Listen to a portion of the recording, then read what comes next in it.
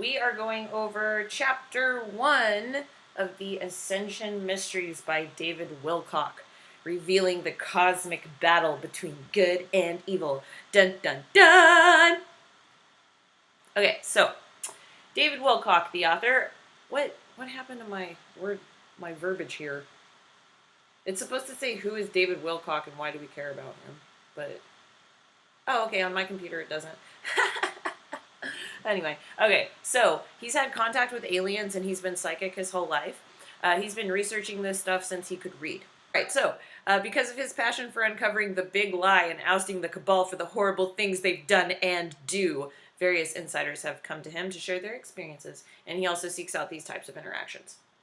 So that's why he interviews all kinds of interesting people. So he inevitably attracts this kind of interaction. And then along the way, he found that he had an uncanny resemblance in his facial features and astrological natal chart to the mystic Edgar Cayce, who was a principal source of teachings of the New Age movement in the late 1800s.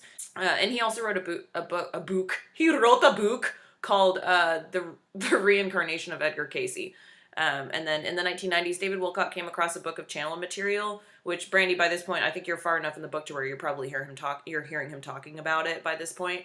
But it resonated with him so strongly that he preaches it in his teachings. And it's called The Law of One, and it answers many questions about the history of the world. It talks about raising your vibration, loving one another, all that, like, New Age bullshit.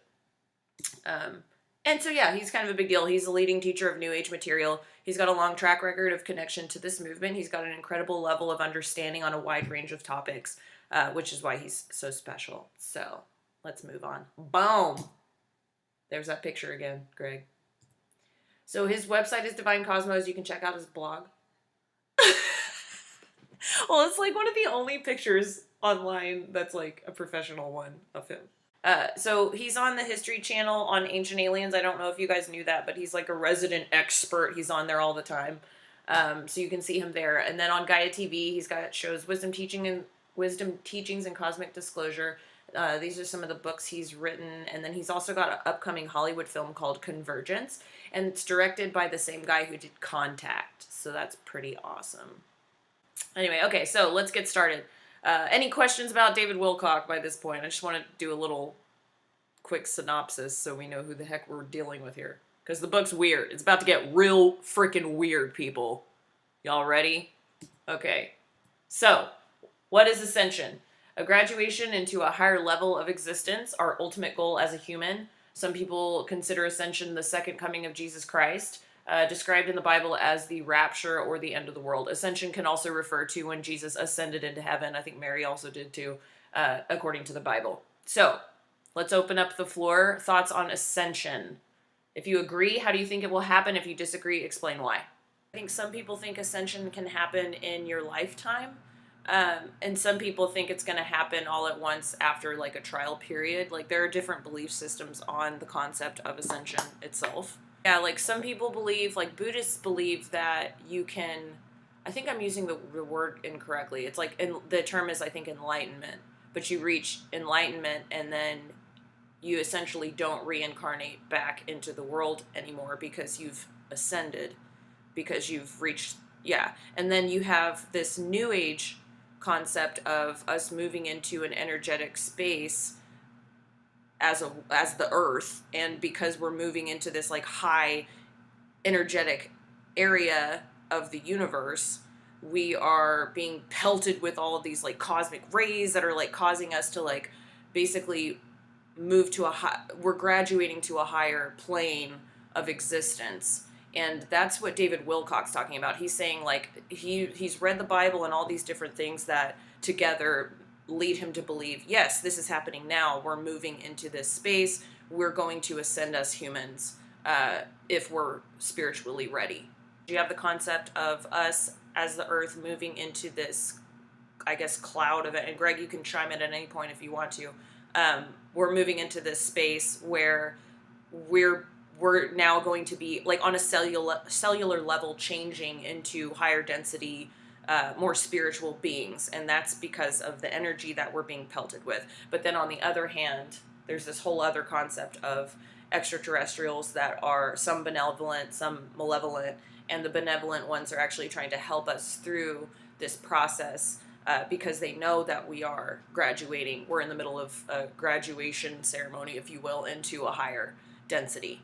I think keeping it simple, if you look at not just the Bible, but the other religious texts, as well as the insiders and the research that David Wilcock has kind of married together, he talks about the concept of if you are ready to ascend, you're ready to graduate to the next density, you will. And then people that aren't ready, but they're not bad people, will be basically extracted from the earth and put on another planet, literally, and where it's in an energetic space where it's more third density because they're not spiritually ready to have their DNA changed. Then you have the group of people, the third group, there are three total. There's the group that we all hope to be a part of. That's the group that's ascending or moving into the next phase. Then there's the group of people that are just spiritually immature, so they get extracted, moved. Then there's the third group of people that are actually bad. And those people, I don't know what happens to them, but I guess they actually go through the end of times. They suffer with what, you read in the Bible and Revelation, they actually go through that. But the people that are ready to ascend, they don't go through that. But who knows how it will actually happen. So David Wilcock challenges his readers to think about their own past, and he asks if you've ever had an experience that was so significant that it jolted you awake or made you realize for sure that much more exists beyond the physical. He mentions you could have an out-of-body experience or a near-death experience, or having some type of experience of synchronicity where you merge into that feeling of oneness or seeing that all is connected. You could also have a super significant dream that didn't feel like a dream, but it felt real. Or you've actually communicated and connected with the world outside of our three-dimensional experience. Has this happened to any of you guys? And let's talk about those experiences. I think especially having prophetic dreams or like pre-deja vu experiences are huge realizations. You go through this like moment where you just have this huge realization, okay, there's something weird going on here. If I can experience time outside of what I've been taught and told how I'm supposed to experience time, then it kind of makes the concept of reality a little bit fuzzy or misty, because you realize, okay, there's something else beyond this like three-dimensional experience that I'm having, and I'm able to connect to something outside myself that is real. And when you go through an experience like what Greg had or what Brandy had, and I'm sure, Lindsay, we haven't gotten to you yet to hear your story, but we've all had these experiences that really drive it home, where it's like, okay, I know that I am a spiritual being, I can fly. I know I can fly. I'm standing in my front yard knowing I can fly. Why can't I fly? And you know that is real. And I think that is a key concept when you start considering these concepts like ascension. Like, this is kind of the ground of that. Like, people that have no concept of any of this stuff, start with that. How do you know that there's something beyond the physical? And I think that helps anchor people into the realization that there is something more. Mysteries of history. Virtually every culture on Earth reported some form of direct contact with advanced beings of significantly higher intelligence. Some gods taught us things were benevolent, whereas others were warring and dictatorial. So is it possible that these gods of antiquity were in fact extraterrestrial beings? For me, the way I picture it is I have this concept of like beings from a spiritual plane which are not physical, like, angels and, in the spirit realm, maybe people that are dead that are in the spirit realm. Like, you have that concept of a spirit realm. These are entities that are not incarnate. They are not physical beings, and they can communicate with physical beings, and they can also appear as physical beings, but not necessarily, like, that's not necessarily what they are. But then you have this concept of like extraterrestrials, which are aliens that are physical and live on this physical plane with us, and some of them are, like Greg was saying, different levels of existence. Some of them are a lot more advanced, And when you become more advanced, I think inherently you become more spiritual because you're higher, you're on a higher level, you're connected to a higher plane of existence. That's how I would describe it. And I do think that some of the gods from the Old Testament probably were aliens, physical aliens, and some of the gods were probably spiritual entities. And it's all kind of jumbled together, mixed up, and that's why it comes across as confusing. Let's go into Big Bang Theory. There's a whole section in here about physics, super fun, and we have our resident physicist. Da, da, da. So, was everything created by randomness, or is there an intelligent process by which life is created? What does or could that process look like? I included a couple of screenshots here that were a little bit related to what he was talking about, the amplituhedron and the sacred geometry concept that there is one geometric shape that life emanates from, which is, I think, an attempt to describe how life is engineered and not random. I think Big Bang Theory is interesting because it's like, I guess for me, I always just sort of took it for granted and I guess more or less believed it because that's what I was taught in school. And I'm like, okay, sure, yeah, like I believe in God, but I also believe like evolution could exist because you see that picture where it shows like the monkey and then the gradation of how it changes into a human. I'm like, sure, okay, yeah, that makes sense. And never really like thought that hard about it. You know, I was never really into science. I was never really pushed to go that way. I was more into my writing and my music and all of this stuff. And so I just sort of took those things for granted until I was much older. And then I thought, and it was because of Greg, where he's like, so what do you think about the Big Bang? And I'm like, I don't know, like, sure, makes sense. But then whenever I started looking into it seriously and considering the alternative, I'm like, wait a second, like, that is kind of weird. Like, Big Bang just kind of doesn't really make all that much sense. And then when you look into the science and you see that it actually hasn't been, like, totally proven, it's more like a theory that people were like, okay, yeah, that sounds good, let's go with that. You kind of start untying the bow, and then you're just, like, kind of left with a bunch of string, I would say. On top of that, Greg, I would like you to speak for a moment about, because this is something that kind of really hit hard for me when I was researching Big Bang Theory, was the sun and the moon and their sizes in relation to the Earth. Can you speak on that for a moment, related to what you were saying? The hole starts to get really deep when you start looking at Big Bang Theory and you're like, wait a second, there's no way that this is random. It becomes more, things become more and more beautiful as you look at the design and you're like, wow, that is pretty awesome that it works that way. Where normally, like you said, Brandy, you know, we just look in the sky and we're like, oh, that's cool, it's an eclipse. And then when you really stop to think about, like, how is that even possible? How are we so lucky to live on this planet where, like, our moon and our sun just so happen to be the exact same size in relation to us? I'm sorry, but that would be pretty crazy if that happened randomly. Well, it makes you get excited too because you realize, wait a second, this was created for me. We're all a part of this larger design, and I am a beautiful being that's a part of this, connected to this. We are connected to our sun, and we are connected to our earth, and it makes you feel like you're a part of something greater rather than just, you know, something that's not important or something that was random. No, you were designed and there's a purpose for you. It jump starts you into asking bigger questions, I would say. Yeah, I don't know if you got to this part of the book, honey, but I really wanted you to speak on this. Yeah, isn't that amazing? So, like, they believe that these shapes can unlock on a subconscious level different ideas. I was just learning about this in my master Reiki class this morning, and how funny that here's the shape looking at me. I put this on here yesterday.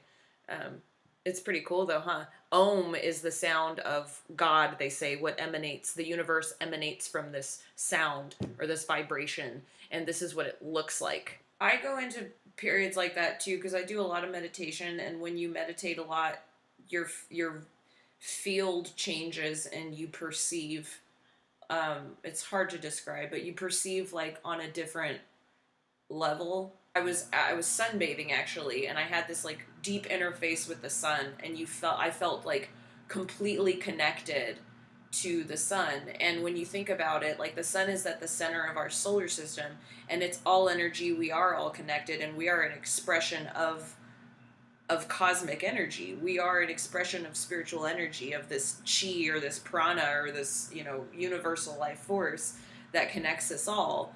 And it's none of it actually is separate.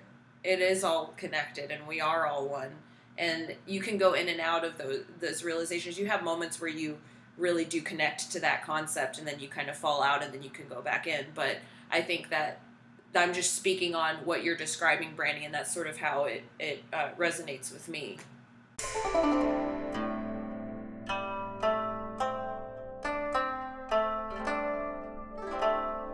That follow, like for instance, nuclear fusion, nuclear fission. If you can split an atom, you can release energy. If you have energy, you can create an atom. If you have mass, you can destroy the mass and convert it into energy. So you have all these different implications of that equation, but you also have quantum mechanics, which talks about how particles can behave as waves in certain situations. Like if you shoot an electron through a tiny little slit, you can create an experiment where the electron will behave as if it's a wave. You can also do the same thing with light. You can shine light through a slit, and we normally think of light as a wave. We don't think of light as like a little tiny bullet that's firing through something. You can shine light through a tiny little slit and have it behave as a particle. And that is just really mysterious. But in quantum mechanics, it's all there in the equations. We just don't really understand what those equations mean yet. We know that the equations work, but people disagree on the philosophical implications, like the interpretation of the equations. One interpretation is that we are the ones that determine if something will behave as a particle or a wave.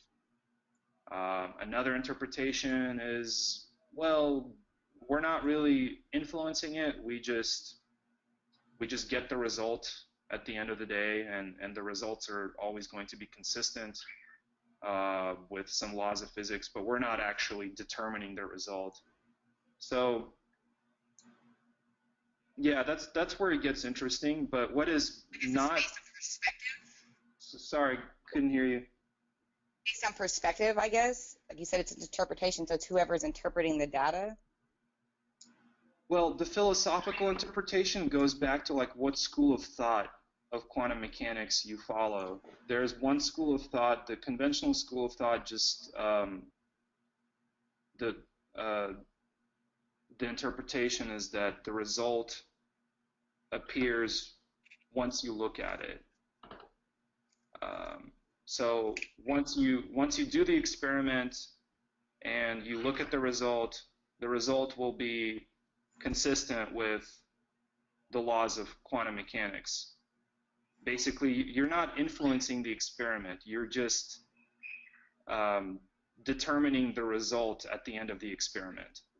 But another school of thought is that you actually do influence the experiment as the experiment is happening, and you can influence it in the past or in the future. And that interpretation is a lot more controversial. But I actually think that one has more evidence to support it. So, yeah, it gets a little like super philosophical. I don't know if we want to get into all that now. Okay, great. Thank you, Greg. That was an awesome little intro to that. I'm sure we're going to get much, much more into that. So let's go ahead and move forward. Make sure I'm clicking on the right thing. Okay, so now we're going back to our favorite topic, aliens. This was from the segue Brandy had about 40 minutes ago. So here we go. Destroying the UFO cover-up. Another central mystery we will explore in this book is the shadowy world of government secrecy. Dun, dun, dun. So, current news and recent past, whistleblowers surface. Insiders admit publicly that they've had contact with aliens. An example of this is the secret space program, including Corey Good. What's that? Who that you? iPhone. Okay. So, do you believe that? I know this is kind of, we talked in this pretty in depth, so these discussion questions might be a little bit stale. But do you believe that aliens are in contact with humans? Do you think that if they do exist, that the general public could handle the truth about aliens?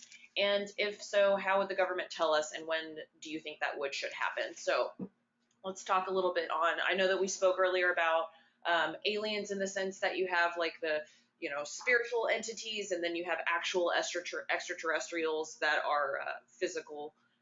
And then so here we are now. We talked a little bit about the moon and how interesting that its placement is super close to this, or it's the same size as the sun and things like that. So who would like to kick off our alien talk? Go ahead. There are aliens, and I don't think the public would be able to handle it. There's too much evidence of cover-ups to not say that they're around now. But even like Greg said before, with even being in the past, there's no way that we would have had that technology. But I do not think the masses would be able to handle it. It's just like we're all voting for Trump. It's fucking crazy. Yeah. I don't think that the general public can handle it. My 89-year-old grandmother would shit cows. Even in the sense that they would be like a malevolent, entity, and that they would be here to help us. I still don't think they would be able to handle it. It'd be the greatest gift of all. And, I don't think it'd be welcomed, which I think is why it's covered up. It may even be covered up on from their behalf. They know that we won't be able to handle it, so they don't come forward.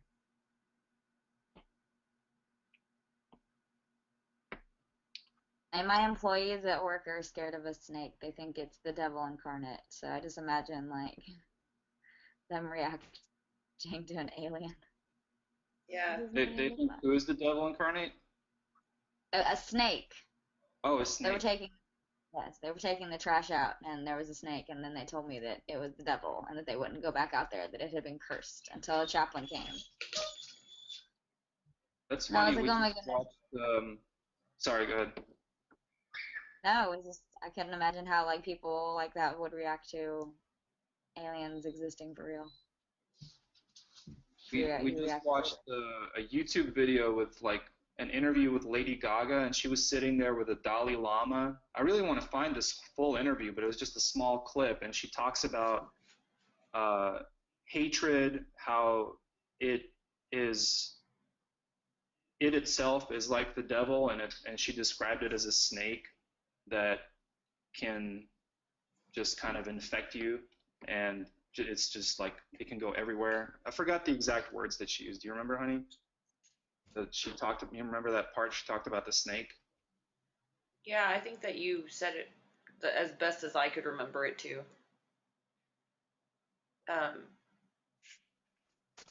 Yeah, like She also described it as the devil, basically. yeah, she said it's intelligent and can take hold Yes. inside of you. Right.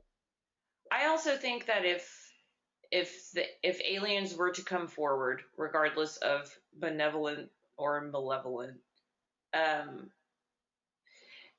people would not really want to be a part of their lives anymore, because they would see something so much greater than their existence that it would make them rethink their path. They would think, well, why do I go to work every day? Like they would feel like a rat or a mouse like on a wheel, because they would reassess everything that their goals were, like whatever it was that their passion was, and then think, is this really that important? If aliens exist, like we could be traveling to other planets and like doing all these other things rather than like working my 8 to 5. And I think maybe that's why the general public would sort of fall apart. People would get depressed. It's funny you say that though, because James, that's exactly what James said. He's been listening to it with me. He couldn't be here because he had to work, but that's exactly what he said. He was like, why am I even going to work when there's just so much more out there that could be going on in my life, or could be finding out, could be contacting with.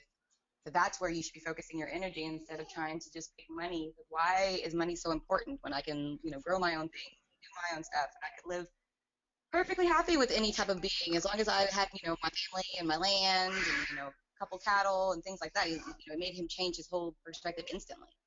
And I think the response to that is like the whole point of our lives here on Earth is to help humanity go through ascension. Maybe like the reason why we're here is to mature as souls, become our best selves, really try to help humanity and move forward.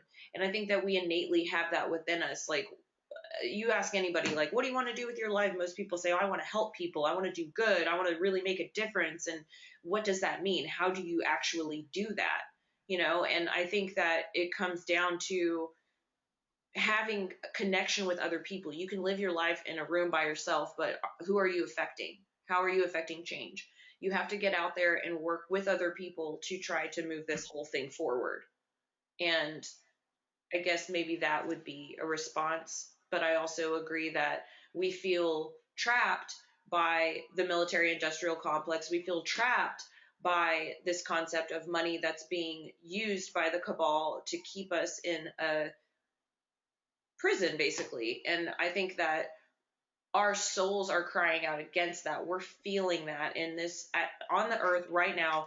We are really, truly feeling that deeply, especially in America, when we don't really have anything else to bother us. We're not starving. We're not dealing with these real problems. We're existing. We live just fine. We have roofs over our head. We have everything we need. And so it leaves us all this space and time, and we have the internet and books and like all this free time to where we can really dive into these concepts of like big problems going on. And that becomes a little bit overwhelming, I would say.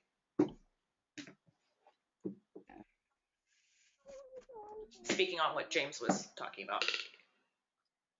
Yeah, I go through a lot of that kind of thinking, that like what James is experiencing.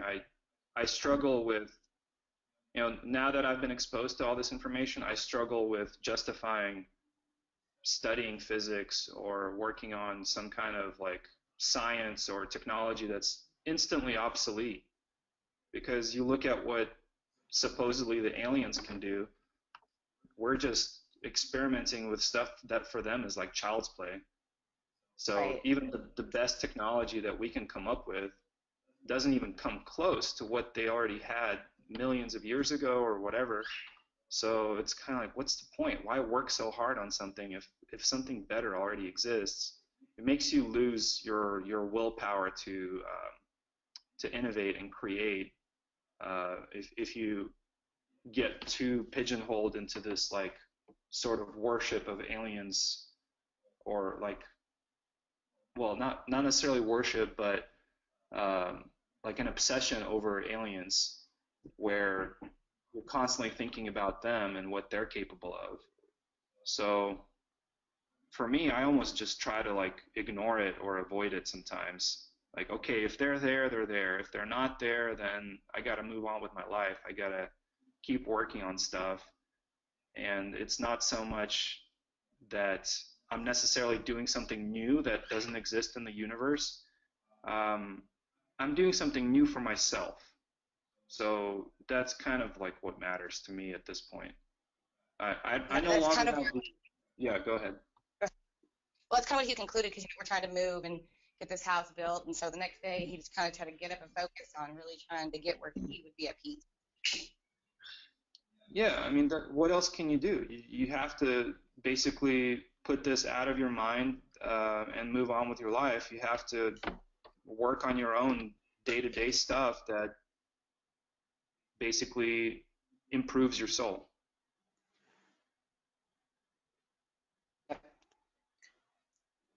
Okay, that's a great response. And let's see. Okay, so tying a big bow. I was very reluctantly forced to admit that all the key elements of my investigations were right there in the Bible. We have a global villain that's far more evil than most people ever allow themselves to see. Jesus gave my same teachings and said love was the key to saving the world. So by the end of the chapter, it's like, okay, what does all this have to do with ascension? So the Bible also points to a moment of truth when we undergo a spontaneous mass evolution. This seems to involve an incredible release of blindingly bright light from the sun that utterly transforms us into a new level of human evolution.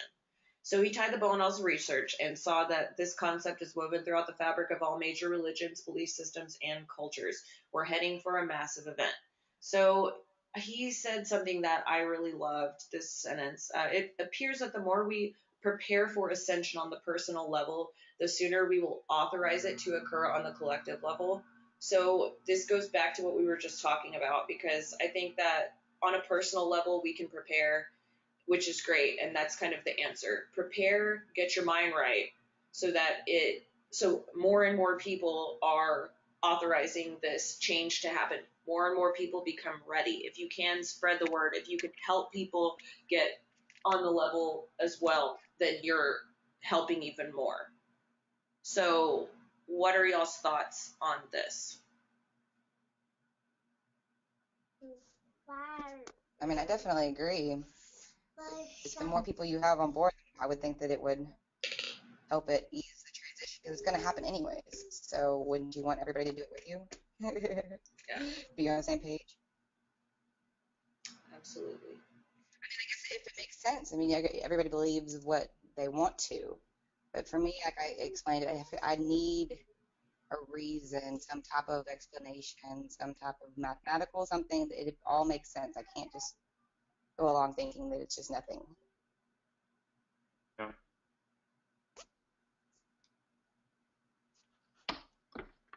And somehow, since I've believed that, I've attracted like-minded people, not on purpose. It just seems to happen. That's the universe for you. Do, do, do. There's a What? fun. I said that's the universe for you. Do, do, do. I think it's super fun to see that happen more and more as you start to focus on the concept of manifesting intention, setting your intention and then manifesting that. And as you start looking at things like this, I know this is a little off topic, but then you start to notice, hey, I'm attracting this into my life. I'm attracting this energy into my life. And a lot of times that manifests in people, bringing people to you that are on your level, that agree with you, that you can talk to about this stuff. And I believe that that's paramount in growing, because you have your perspective and you can look at this material and you can learn and all of that. But I think it's very important to collaborate with other minds so that you can get other people's perspective, which grows your own idea of the truth and it expands that. Absolutely. So here we are. All right, so we're at the end of the chapter. I wanted to touch on the last thing, which is about repetition compulsion, which I think is fascinating. I'd never heard this concept before, but this goes in line with karma, which I think is also extremely fascinating, which I'm sure we're going to talk much, much more about, especially as we get into the first half of this book. The Ascension Mysteries, the very first half of the book, is about David Wilcock's life. And so he talks about his life, and then the second half of the book, he does a deep dive into the concept of ascension, and he talks about all of the people that he came in contact with in his life, the insiders, and on a universal level, what's going on. So repetition compulsion is a psychological phenomenon in which a person repeats a traumatic event or its circumstances over and over again. This includes reenacting the event or putting oneself in situations where the event is likely to happen again.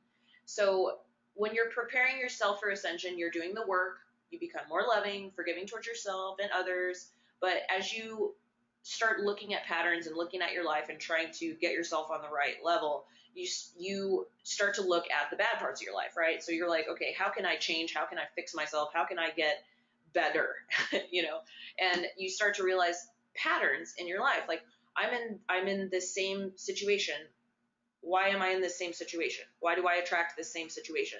Well, it's because with the law of karma, if you're not getting out of that cycle, it's because you're not ready. You're not reacting the right way. You're not taking the right steps. You're not in the right frame of mindset to do so. So this concept of repetition compulsion, it's interesting because it's like, this is David Wilcock's teaching us, hey, be on the lookout for this, because this is how you can help yourself out. You know what I'm saying? So why does this matter to us? He talks about fear porn. the great villains in our planetary script fill the headlines with fear and trauma. There's all this fear, right? So how do we get out of this repetition compulsion? And so he says, you can study me, and that's why David Wilcock gives us the first half of his book. He said, do not ignore your spirituality. Do not get addicted to the negativity. Don't get addicted to jealousy, materialism, and fear, and learn to love and protect yourself. And then forgive those who harmed you. So does anybody have anything they want to add to this concept of repetition compulsion that David Wilcock talks about at the end of the chapter? I mean, I think it was definitely something for me to think about because I found myself in that same situation, you know, not necessarily like postpartum, but just sad because, you know, I was in a different situation than I was 3 years ago. So I just found myself like burying myself in alcohol all the time. And I was the same place I was, you know, 11 years ago. But it was because I was limited. I felt limited on the things that I could do. But I was doing it to myself because I'm not limited. It was just I felt like I was because my situation had changed. So I immediately went back to bad patterns.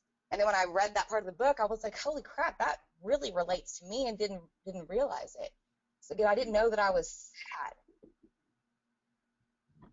And thinking about going through whatever kind of trauma, whatever felt like I was, you know, being limited from, just it was revolutionary for me because I was like, that's me doing it to myself.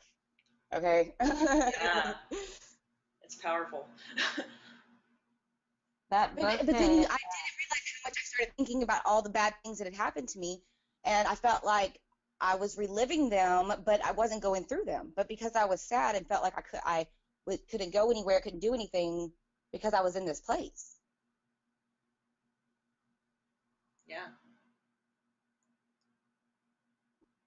It talks a lot about the like repetition patterns and like repeating drama and trauma to yourself. In that book Sparkle that we put on the October book vote or whatever. Oh, Like nice. it's basically a whole book dedicated to that. It's cool. I didn't know that. But I've even realized that people can being around certain people can cause me to feel that way too. Mm-hmm. Certain people that have maybe been in a trauma with me or something like that, like I have a hard time being normal around them. Well, you get So I have trapped. to, you know, like Go ahead. not going back to that place every time you see that person in an emotional way. Well, you touch on something important because you can get attacked. Like you can be around a person that you guys get trapped in each other's repetition compulsion. Because I go through that with my sister-in-law every time we see each other. Mm-hmm. Oh yeah, I have friends like that for sure. Because we all have our Yeah. up cycles. Go ahead, Greg. Go ahead. Oh, I was just gonna say that I think maybe what could be happening is that we repeat the same mistakes until we learn from the mistakes. So that's why there's so much repetition. You're supposed to learn some specific lessons in this life if you believe in reincarnation, so that when you get to the next life, you don't make the same mistakes and you're on a higher level and you keep going higher and higher and higher until eventually you ascend into a totally different being. And if that's really how it works, then it makes sense because then you would have different lessons that you're supposed to learn every life. But if you don't learn the lesson, you keep repeating it throughout that life. And maybe that's why some people get into the same negative relationships with other people, like over and over and over again, but with a different person. And it just keeps repeating itself until you just break out of that pattern and you finally like date someone else that's a totally different person, then you're happy. Or you know, you have an issue with yourself, like you can be addicted to something. Like some people get addicted to drugs or alcohol, and then they finally snap out of it when they break out of that pattern. And then that's a lesson that you learn, I guess. So it does make sense, that whole karmic thing. Go ahead. I think that's true. You repeat it until you're like meant to move on. Yeah.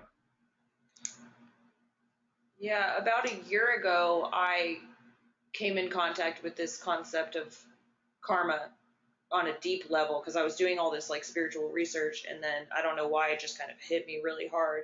And I think that is a natural thing to happen when you start researching this stuff. You come in contact with certain concepts, and then it just like hits you like a hammer on the head.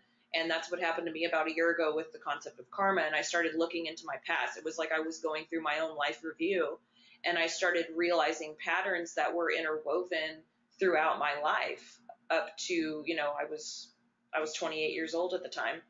And this is just one example, but I realized that I had been robbed a lot of times in my life. I'd been stolen from so many times. And it was right after I discovered this. The most recent time I had been robbed, it was when Greg and I were leaving Dallas, and everything was stolen out of our storage unit. Everything, my piano, my French horn, everything that I had that I held dear. Like, these were like serious, like important objects to me. And I realized I was attracting this into my life. I was attracting this concept, and it was because I was a hoarder, and I was holding so much attachment to objects that I was attracting this kind of karmic, I was authorizing this kind of karmic incident.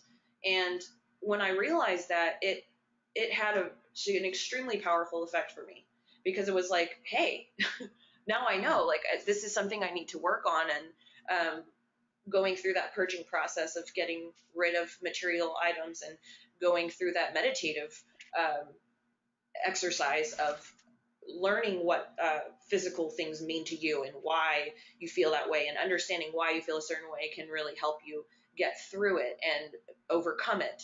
And that was just one experience that I had that I thought was kind of cool, because I haven't been robbed again, but we'll see. We'll see if it happens again. Maybe I'll respond the correct way this time, and I won't be so, sad.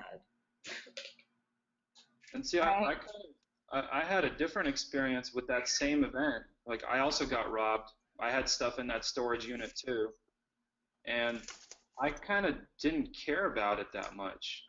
And I guess me and Teresa are a little bit different. Like, I actually try to have as little stuff as possible. I don't want stuff. I mean, I want certain things, certain nice things that are like useful gadgets. Like, I want my iPhone, and I want a nice computer, but I don't really want like a bunch of stuff. I don't try to collect a bunch of stuff, or I want as few things as possible. And that same event for me was a different experience than it was for Teresa.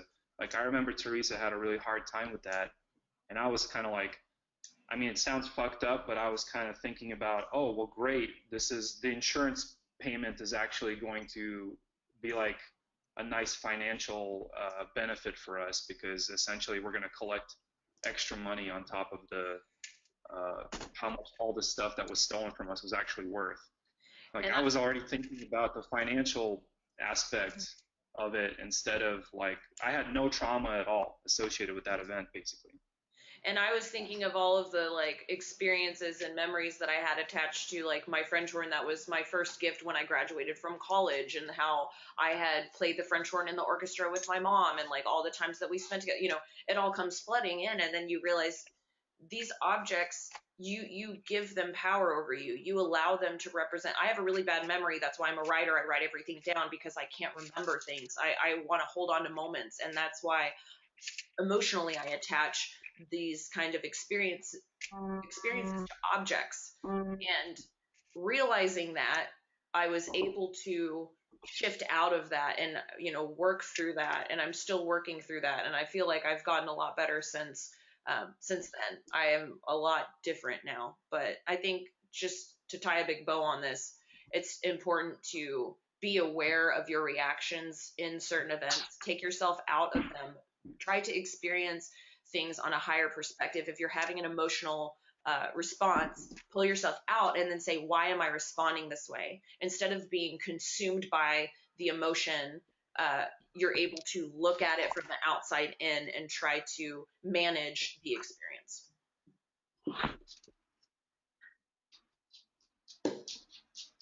Definitely. Love somebody, people. Love somebody. Wait, do we want to watch that again? Is everybody watching the screen? I'd like to see that animation again. Wait for it, and boom. let somebody off. Boom. Okay. That's that. It's a wrap, y'all. Woohoo! Great.